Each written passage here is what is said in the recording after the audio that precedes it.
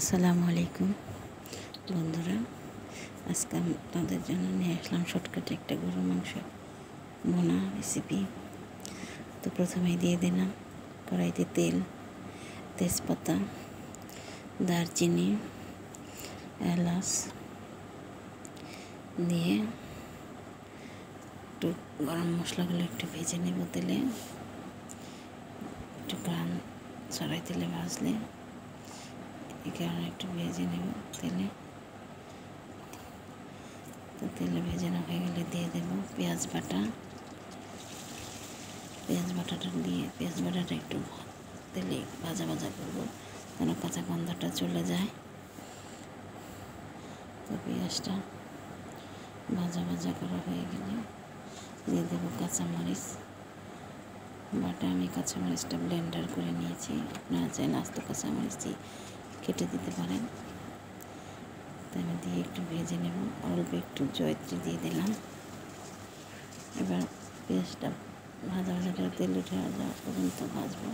এরপর অল্প একটু পানি দেব, পানি দিয়ে গুঁড়া মশলাগুলো দিয়ে দেব মরিচের গুঁড়া, যে যেরকম খান সেরকম। এরপর দেব হলুদের গুঁড়া, এরপর একটু নাড়াচাড়া দিয়ে দেবো ধনিয়ার গুঁড়া, এর পরিমাণ মতো লবণ। এরপর দেবো আদা রসুন বাটাটা দিয়ে মশলাটা ভালোভাবে কষিয়ে নিতে হবে। অল্প একটু পানি দিয়ে মশলাটা ভালোভাবে কষিয়ে নেব যেন কাঁচা গন্ধটা সব মশলা চলে যায়, আর তেলটাও একটু ভেসে ওঠা পর্যন্ত কষিয়ে নেব। কষানো হয়ে গেলে দিয়ে দেব মাংস। তেল উঠে গেছে দেখেন আমার মশলা থেকে। এবার মাংসগুলো দিয়ে দেব, মাংসগুলো দিয়ে ভালোভাবে নেড়ে চেড়ে ঢেকে দেব।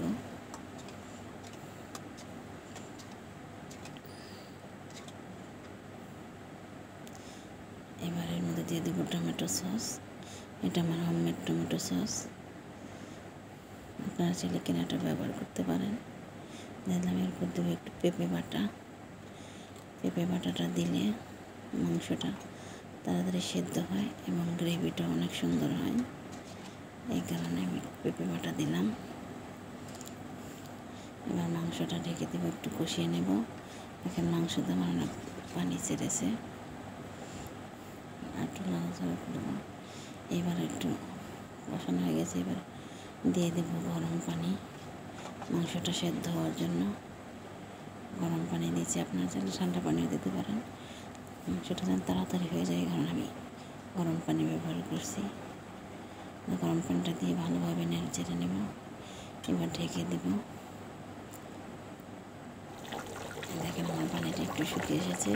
এই পর্যায়ে দিয়ে দেবো অল্প একটু চিনিটা দিলে স্বাদটা ভালো আসে, স্বাদের একটা ব্যালেন্স হয়। এখানে অল্প একটু চিনি দিয়ে দেবো, এটা টেস্টটা অনেক ভালো আসে। এবার রান্না করা হয়ে গেলে দিয়ে দেব একটু ভাজা জিরা গুঁড়োটা দিয়ে একটু নেড়ে চেড়ে রেখে দেবো। আমার মাংসটা প্রায় হয়ে গেছে, মাংসটা ঝোলটা মাখা হয়ে গেছে, মাংসটাও সেদ্ধ হয়ে গেছে। এই পর্যায়ে আমি মাংসটা নামিয়ে নেব। আমার মাংসটা হয়ে গেছে। তো ভালো লাগলে লাইক দিবেন।